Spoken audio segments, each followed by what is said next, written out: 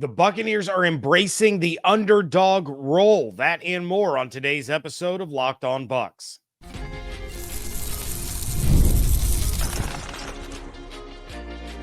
You are Locked On Buccaneers, your daily Tampa Bay Buccaneers podcast. Part of the Locked On Podcast Network, your team every day. What's up and welcome into this Friday episode of Locked On Bucs, your daily podcast covering the Tampa Bay Buccaneers, part of the Locked On Podcast Network, your team every day. I want to thank you for making Locked On Bucs your first listen review every day.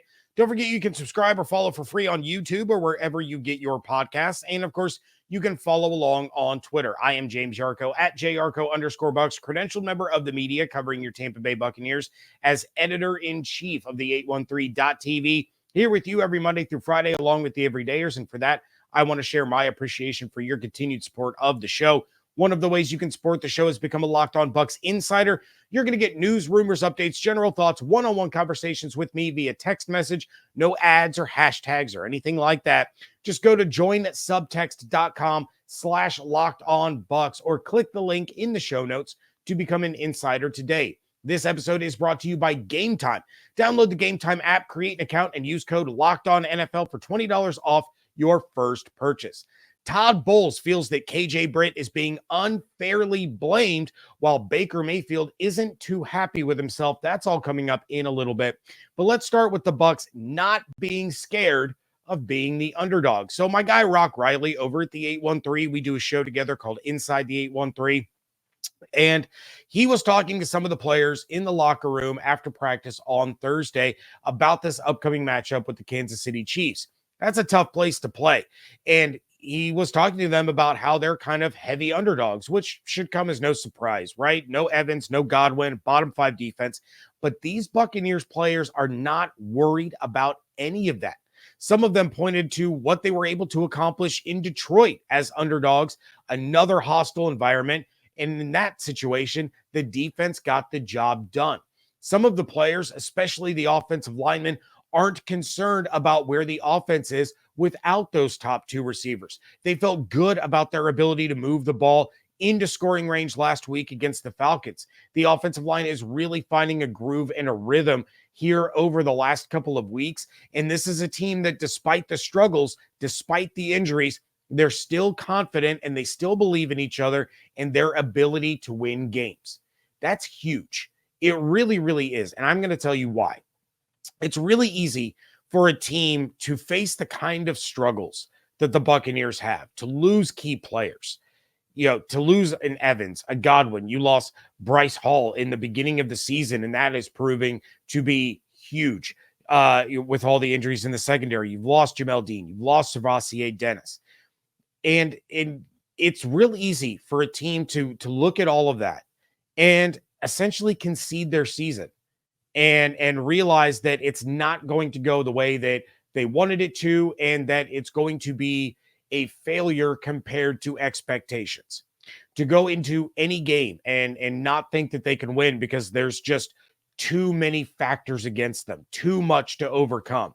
This team has a really, really strong mentality. And that says a lot about not only the leadership, but the coaching staff. Now, I've been really critical of a lot of players and of Todd Bowles lately. And I don't think it's been unfair criticism. I know a lot of you are feeling the same way or seeing things the same way, but I have to tip my hat and give credit where it's due. Todd Bowles has not lost this locker room. He has not lost the team. And these players are guys that believe in what the team is doing. They believe in their ability to succeed despite all the problems, and they have not given up when it would have been real easy to do exactly that. They could have thrown in the towel when Mike and Chris went down. They could have thrown in the towel when they went 0-2 against the Falcons. They could throw in the towel heading into the bye week if they lose to the Chiefs and they lose to the 49ers. But this is a really, really tough team that has seen what they can accomplish, when they don't hurt themselves. And that is going to be the key for this week. The Bucs cannot shoot themselves in the feet with dumb penalties and mental mistakes. Baker has to be better, and he knows that. I'm going to talk more about that in a little bit. The defense knows that they have to be better and that they can be better. We've seen them be better. There have been moments throughout this season where the defense actually looked pretty good. Jordan Whitehead was talking to the media about how Levante David has reached out to the defensive players in a group chat, trying to get these guys on the same page and doing that off the field.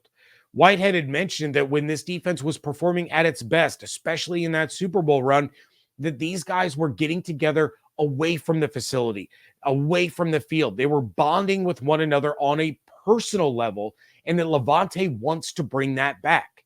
Maybe you don't buy into it, and that's perfectly fair. But I think and have seen that when a team is together away from practices, away from games, especially when things are not great and they are building personal relationships, that trust in one another, that belief in one another begins to grow and they start to work better with each other. Levante has seen that. Jordan and Antoine have seen that. Maybe Levante taking charge here and making that happen will have an impact. Maybe it won't. Maybe this defense has just too many holes to overcome. They're too banged up to overcome that. But I think it's a step in the right direction, right? And you have an unquestioned leader on this team saying, look, we know what we do on the practice field. We know what we do on game days. We know what we're doing in the film room. But let's get away from all that and let's be together as just guys. Let's bond on a personal level, and that will translate on the field. And I'm not saying that the Bucs are absolutely walking into Arrowhead and beating the Chiefs because of all of this, but I think it's worth noting that this team is not hanging their heads in defeat. They aren't just accepting that they won't win the division or can't compete with certain teams because of what has happened over the last couple of weeks. They trust in their abilities to play at a high level. And for all the criticism that I have thrown at Todd Bowles lately, whether I was throwing criticism at him, other outlets are criticizing him, fans are criticizing whoever it is, he deserves a lot of credit here for the way his team is carrying themselves, for the way that they're responding, and for the fact that they're not scared to go into Arrowhead or anywhere else, despite who is able to play and who isn't. With the defensive-minded head coach and a defense struggling as much as this Buccaneers one is, he could have easily lost the players, lost the locker room, and from there, we have seen how quickly things can go downhill. We've seen other coaches lose the locker room and lose their jobs for much less than what has been transpiring on the defensive side of this football. And I think collectively, all of this is going to be important for the long run for this team. Bowles still being a well-respected, head coach of this football team in that locker room and on the field, as you start to see guys come back from injury, as Mike Evans returns, Jamel Dean, Tyke Smith, and these pieces start to come back, not losing the locker room, and that stretch that they have after the bye week, you could see a very, very similar run late in the season like we saw last year that catapulted the Buccaneers into the playoffs. It's not all perfect, though, and Baker Mayfield is not happy with himself. That is coming up next on today's episode of Locked On Bucs, part of the Locked On Podcast Network, your team every day. All know how much I love going to live events, concerts, sporting events. I'm constantly talking on the show about a concert or a game I'm getting ready to go see. And the first place I'm checking out when I look for tickets is GameTime. In fact, I just used GameTime to get my dad an early birthday surprise, and we're heading off to Champaign, Illinois to see the Fighting Illini take on the University of Minnesota this weekend. GameTime has a new feature called GameTime Picks that makes getting tickets for your favorite live events even easier. GameTime Picks filters out the fluff to show you only incredible deals on great seats, so you don't have to waste time searching through thousands of tickets. And they found me some incredible tickets for this weekend's game. And then I flip on that toggle switch to show the all-in pricing. That way I know exactly what I'm going to spend up front, and there's no surprises when I get to check out.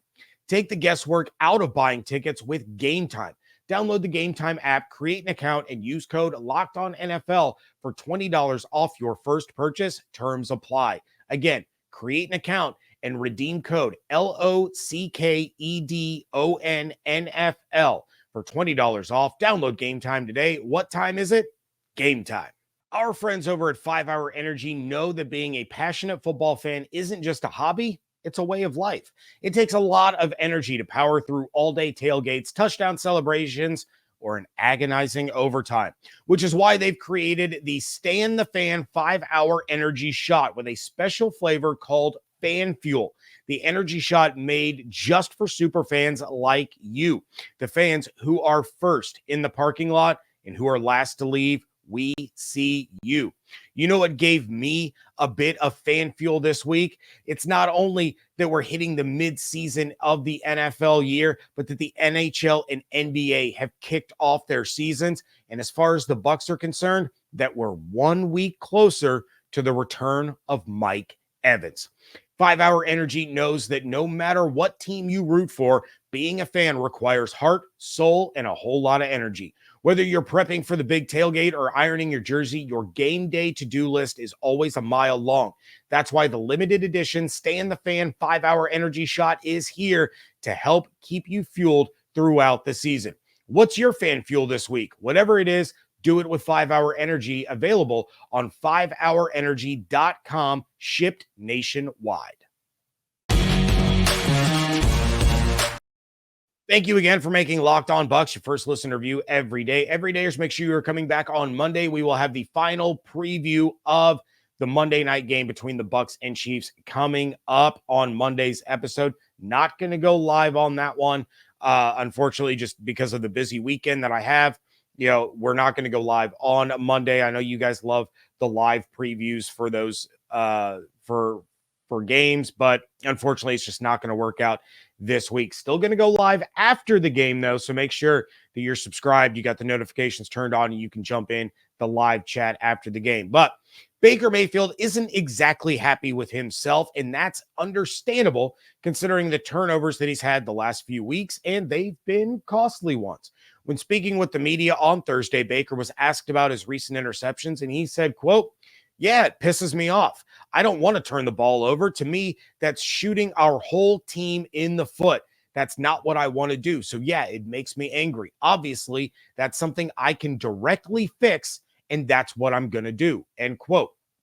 But Baker was also asked about if he feels as if he has to hold himself back and try not to force things.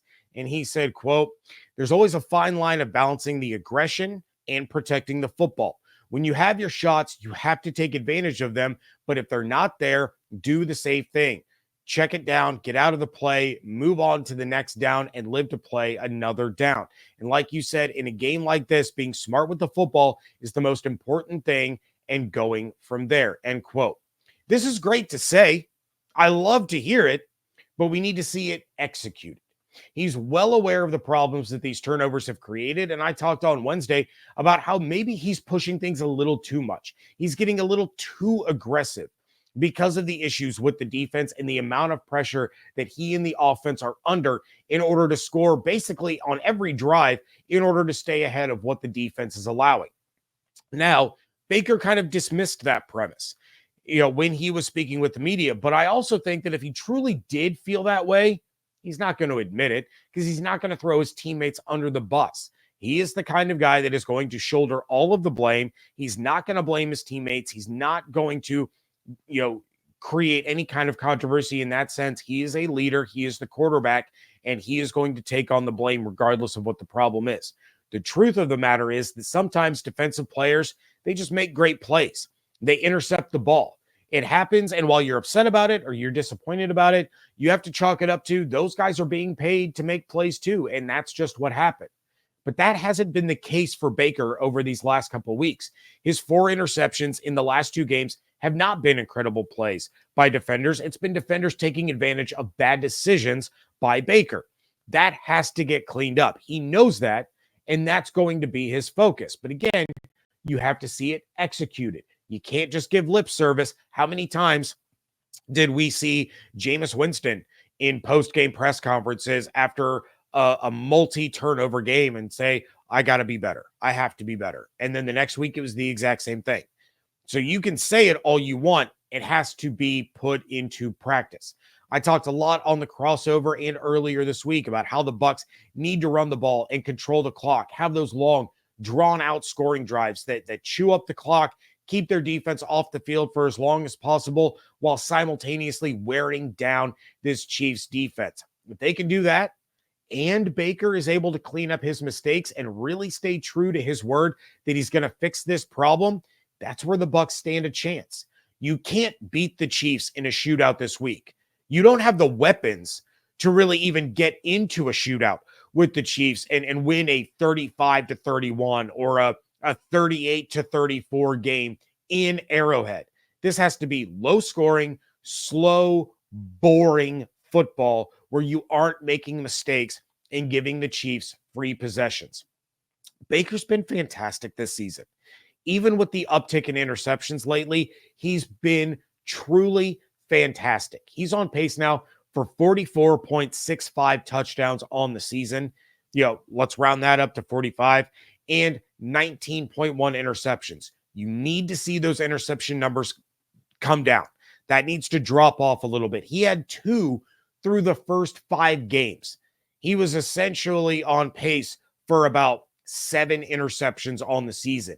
That has nearly tripled over the course of the last couple of weeks. So if he can return to that early season turnover rate, things are going to trend up in a big way, not just for him, but for the entire team. And that's been the biggest problem with these turnovers. And that's what Baker meant when he said, it's like I'm shooting the whole team in the foot. Not only has it cost the Buccaneers scoring opportunities on offense, but then the defense, which is already struggling, is faced with a short field and trying to get a stop. And those stops are becoming fewer and farther between. So even as good as Baker was last season, not many people saw this coming.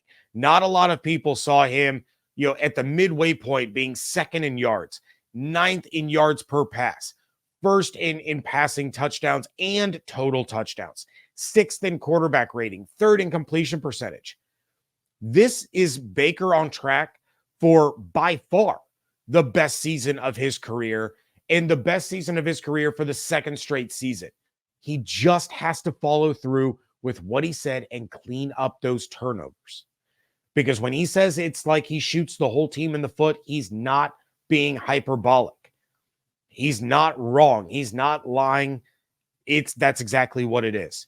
Because he's hurting the offense and he's putting a bad defense back out on the field, shorthanded, missing some players, and forcing them to try to get a stop on a short field. When they're having trouble getting stops on any length of field, but you set these teams up near midfield or already on your side of the 50, it makes it that much more difficult on this defense. If he was going to have a game where he had 0 interceptions, 0 turnovers, it needs to be this one to give the Bucs a chance at a huge upset at Arrowhead. Bowles thinks that there is some unfair criticism being thrown at KJ Britt. That is next on today's episode of Locked On Bucs. Ready to tackle the NFL action with FanDuel, America's #1 sportsbook, because right now, new customers can bet $5 and get $150 in bonus bets if you win. The FanDuel Sportsbook app gives you everything you need to place live bets on the NFL all in one place. So when you get a hunch in the middle of a game, you can check out the latest stats, view live play-by-play, and so much more on the same page where you place your bets. The Bucs are 8.5-point road underdogs against the undefeated Kansas City Chiefs Monday night with an over-under of 45.5, and they are now well behind the Atlanta Falcons in the odds to win the NFC South. The Falcons are sitting at minus 370, and the Bucs are all the way up at plus 420. Just visit FanDuel.com to join today. You're going to get started with $150 in bonus bets if you win your first $5 bet. That's FanDuel.com. Never waste a hunch and make every moment more with FanDuel, an official sportsbook partner of the NFL. Whether you're dodging tackles on the field or cheering from your couch, The Joint Chiropractic has your back literally. As an official chiropractor of the Tampa Bay Buccaneers, they're here to make sure you're always in the game, no matter your role. If you're feeling the pain after a long week or just looking to stay active, they offer personalized care to help you bounce back stronger. 90% of elite athletes, including NFL pros, rely on chiropractic care to stay at the top of their game and perform their best. At The Joint, you don't need an appointment. Just walk in and get the care you need same day. No scheduling hassles. Just walk in when it's convenient for you. Here's the real kicker. As a Bucs fan, you can get your first visit for just $19. Head over to Buccaneers.com. You check out the contests and promotion section under the fans tab, and then download the offer. A great deal for great fans. Head to thejoint.com to find your nearest Tampa area location. Wrapping things up here on a Friday edition of the Locked On Bucs podcast, and I might be one of the most outspoken critics of KJ Britt that you have come across, and I feel terrible when I do it. I said on the show numerous times, I feel bad that I'm ripping into KJ Britt. I've said it on Inside the 813 as well. But if I don't, then I'm not giving an honest assessment of what I'm seeing. I've talked about it numerous times with Rock on our show together, Inside the 813. I've written about it. I've tweeted about it. I've said it on this show, but I'm not the only one.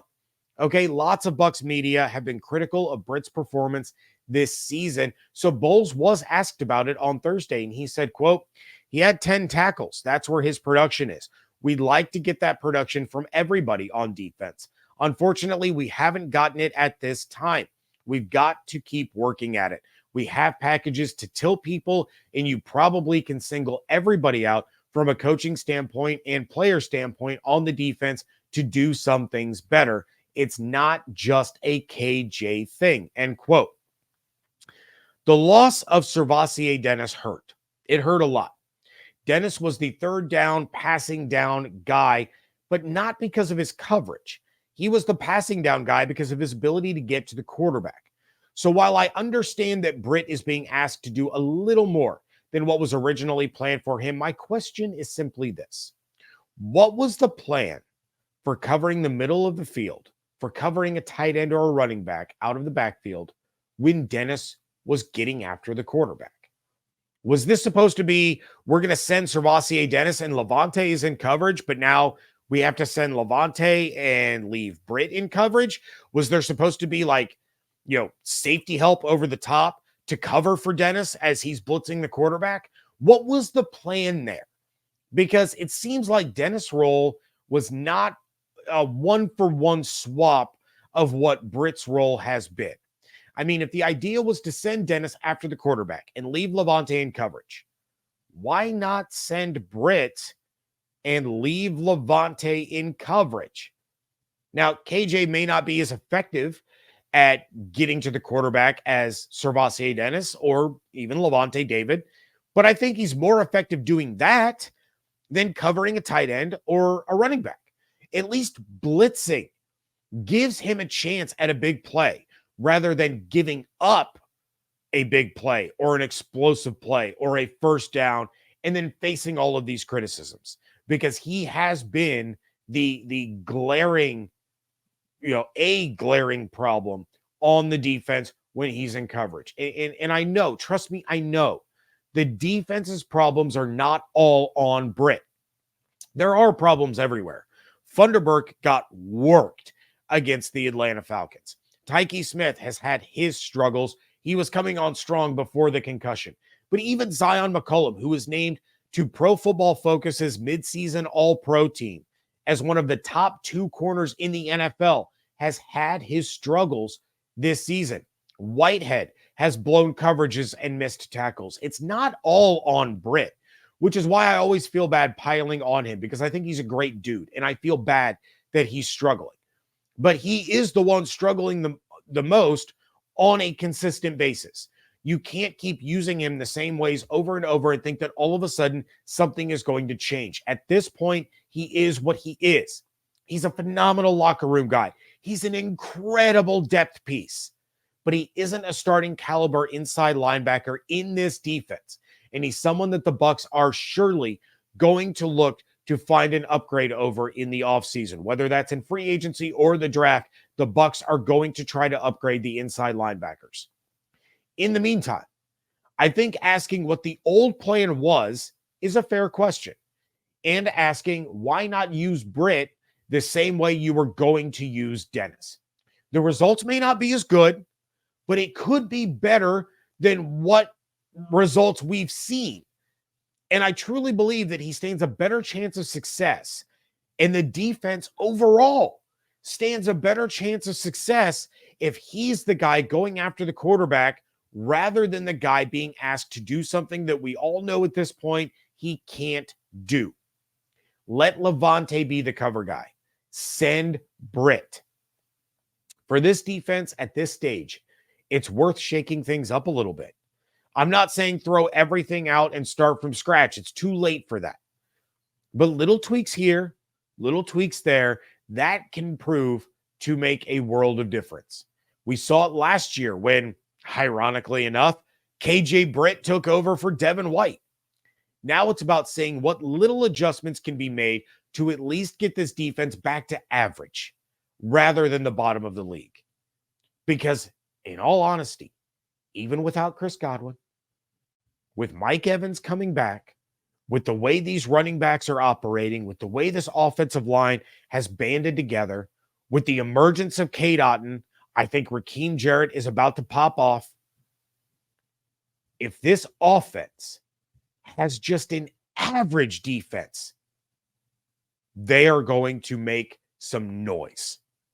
And they could be a shocking team in the postseason.